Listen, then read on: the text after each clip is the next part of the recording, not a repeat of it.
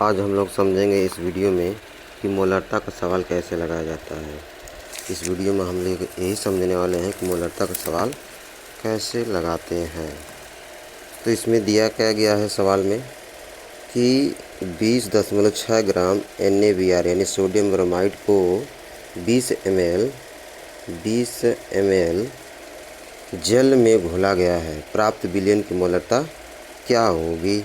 इसमें सोडियम का और ब्रोमीन का जो परमाणु भार है ये दे रखा है पहले से ही, इनका परमाणु भार दे रखा है, यानी कि 23 है सोडियम का परमाणु भार और ब्रोमीन का 80 है। सवाल में क्या दिया गया है कि जो NaBr है यानी सोडियम ब्रोमाइड, इसका जो भार है, सोडियम ब्रोमाइड का जो भार है 20.6 ग्राम है और NaBr जो है इसको कितना ml जल में घोला जा रहा है, 500 ml जल में घोला जा रहा है। कितने में घोला जा रहा है, 500 ml जल। अब इसमें सोडियम ब्रोमाइड का तो भार दे दिया था, कितना दिया था, 20.6 ग्राम दिया था। अब इसमें जो विलयन का जो आयतन है, क्या विलयन का आयतन, विलयन का आयतन कितना दिया गया है, विलयन का आयतन इसमें 500 ml है। विलयन का आयतन कितना दिया गया है, 500 ml दिया गया है, 500 ml। लेकिन समस्या वाली बात यह है कि 500 ml जो है विलयन का आयतन है, लेकिन मोलरता का जब फार्मूला हम यूज करेंगे तो मोलरता के फार्मूला में यही बोला गया है कि मोलरता का फार्मूला होता क्या है। मोलरता का फार्मूला, मोलरता बराबर, पहले इसे लिख लिया जाए फार्मूला को। मोलरता बराबर क्या होता है कि विलेय के मोलों की संख्या, विलेय के मोलों की संख्या, विलेय के मोलों की संख्या, मोलों की संख्या बटा विलयन का आयतन होना चाहिए। किसका, विलयन का आयतन। अब आयतन जो होना चाहिए ये लीटर में होना चाहिए, ml में नहीं। और हमें सवाल में क्या दिया गया था, सवाल में यही नहीं दिया गया था क्या, आयतन ml में दिया गया था। तब हम ml से लीटर में कन्वर्ट करेंगे। जब हम लोग क्या कर लेंगे, ml से लीटर में कन्वर्ट कर लेंगे, तब इस फार्मूले में रखेंगे तो हमारा जो आंसर आएगा वही फाइनल आंसर होगा। तो अब हम क्या कर लें कि विलेय के मोलों की संख्या भी निकाल ले पहले।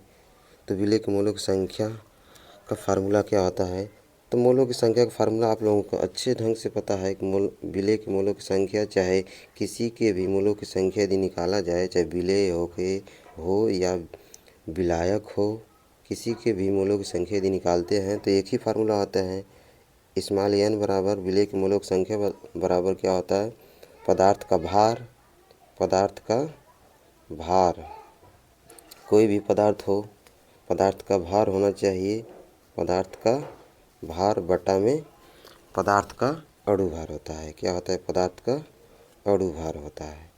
तो बस उसी से हम क्या कर दें, डिवाइड कर देंगे तो मोलों की संख्या प्राप्त हो जाएगी। तो पदार्थ का भार जो है इसमें कितना दिया गया था, NaBr का, NaBr के मोलों की संख्या निकालना है तो हम लोग क्या कर लेंगे, इसका भार ज्ञात कर लेंगे। तो भार हमें मालूम था क्या, 20.6। और सोडियम ब्रोमाइड का अणु भार कैसे निकालेंगे, सोडियम ब्रोमाइड का अणु भार कैसे निकालेंगे। तो अभी इससे पहले दिया गया था क्या कि NaBr के यदि आप अणु भार निकालना चाहते हैं तो सोडियम का जो परमाणु भार था 23 था और ब्रोमीन का क्या था 80, दोनों को जोड़ देंगे वही अणु भार निकल जाएगा। तो कितना हो गया, 103 हो गया। तो 103 से भाग दे देंगे, यही हमारे मोलों की संख्या हो जाएगी। यही क्या हो जाएगी, हमारी मोलों की संख्या, यानी कि n बराबर क्या हो जाएगा, 20.6 बटा के 103 हो जाएगा।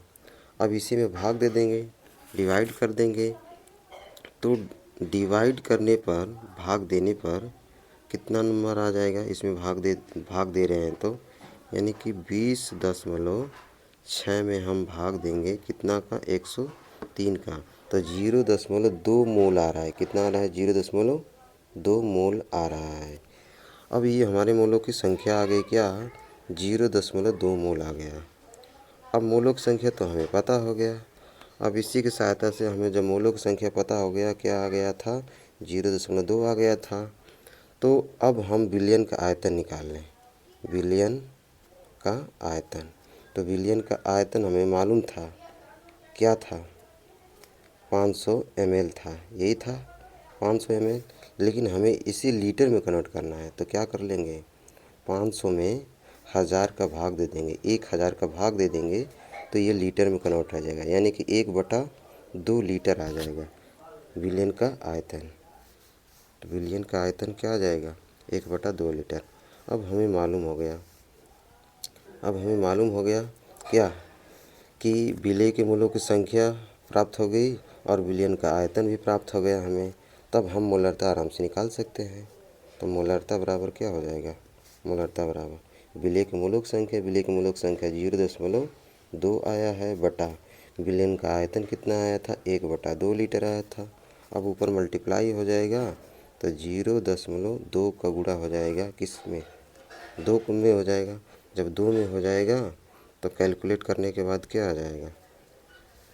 मोलरता बराबर क्या आ जाएगा? मोलरता बराबर आ जाएगा 0.4 मोल प्रति लीटर हो जाएगा।